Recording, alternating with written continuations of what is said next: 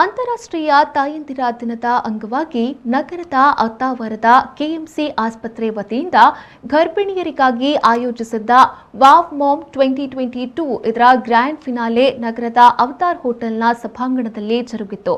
Wow ma'am ಸ್ಪರ್ಧೆಯಲ್ಲಿ Carol Crasta ಅವರು wow ma'am ಪ್ರಶಸ್ತಿಯನ್ನ ಗೆದ್ದುಕೊಂಡರು. ಮಂಗಳೂರಿನ ಅತ್ತಾವರದ ಅವತಾರ್ ಹೋಟೆಲ್ನ ಸಭಾಂಗಣದಲ್ಲಿ ನಡೆದ ಕೆಎಂಸಿ ಆಸ್ಪತ್ರೆ ವತಿಯಿಂದ ಗರ್ಭಿಣಿಯರಿಗಾಗಿ ಆಯೋಜಿಸಿದ್ದ ವಾವ್ ಮಾಮ್ 2022 ಇದರ ಗ್ರ್ಯಾಂಡ್ ಫಿನಾಲೆ ಜರುಗಿತು. ಕಾರ್ಯಕ್ರಮದಲ್ಲಿ ಡಾಕ್ಟರ್ ದೀಪಕ್ ಶೆಡ್ಡೆ ಅವರು ಮಾತನಾಡಿದರು. ಇದೊಂದು ಉತ್ತಮ ಕಾರ್ಯಕ್ರಮವಾಗಿದೆ. ಮುಂದಿನ ದಿನಗಳಲ್ಲಿ ಇಂತಹ ಕಾರ್ಯಕ್ರಮಗಳು ನಡೆಯಲಿ ಎಂದು ಆಶಿಸಿದರು.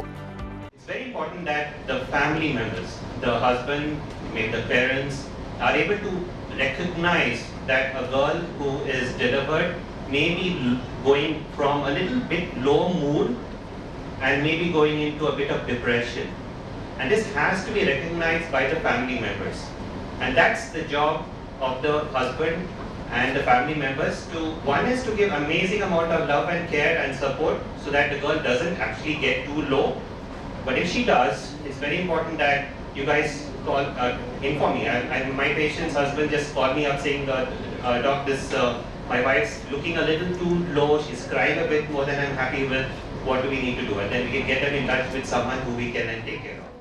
ಇದೇ ವೇಳೆ ಡಾಕ್ಟರ್ ವಿದ್ಯಾಶ್ರೀ ಕಾಮತ್ ಅವರು ಮಾತನಾಡಿ, ಗರ್ಭಿಣಿಯರು ಯೋಗಾಭ್ಯಾಸ ಹಾಗೂ ವ್ಯಾಯಾಮದಲ್ಲಿ ತೊಡಗಿಸಿಕೊಂಡು ಆರೋಗ್ಯವನ್ನ ಕಾಪಾಡಿಕೊಳ್ಳಬಹುದು. ಇದು ದೈಹಿಕ ಆರೋಗ್ಯದ ಜೊತೆಗೆ ಮಾನಸಿಕ ಆರೋಗ್ಯವನ್ನ ಕೂಡ ವೃದ್ಧಿಸುತ್ತದೆ ಎಂದು ಹೇಳಿದರು. One of the most common symptoms being backache in pregnancy. So to fix this, there is only one-stop solution. You have to do some kind of a physical activity. It could be walking, swimming, or pregnant moms who were physically active even prior to conception. Gym workouts, excellent. But for most of us who are not quite physically active, prenatal yoga is very good. It's a multifaceted approach to exercise which includes some forms of stretching, asanas or postures, breath work, which not only increases the flexibility, endurance and also strengthening of the muscles of the body, but it also relieves anxiety and stress. There are specific asanas which work specifically for stress and anxiety.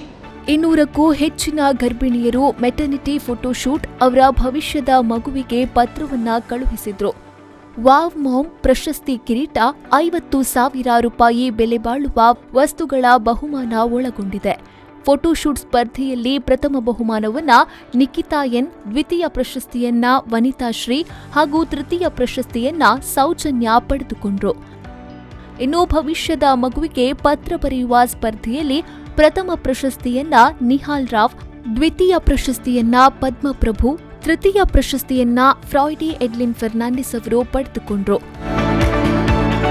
ವಿಜೇತರಿಗೆ 40,000 ರೂಪಾಯಿ, ದ್ವಿತೀಯ 30,000 ರೂಪಾಯಿ ಮತ್ತು ತೃತೀಯ 20,000 ರೂಪಾಯಿ ಬಹುಮಾನವನ್ನ ನೀಡಲಾಯಿತು.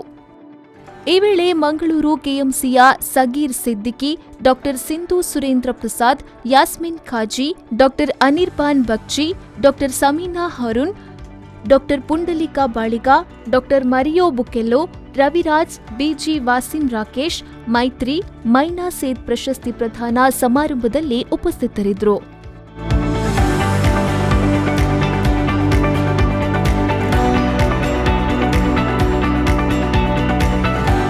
Bureau report V4 news Mangaluru.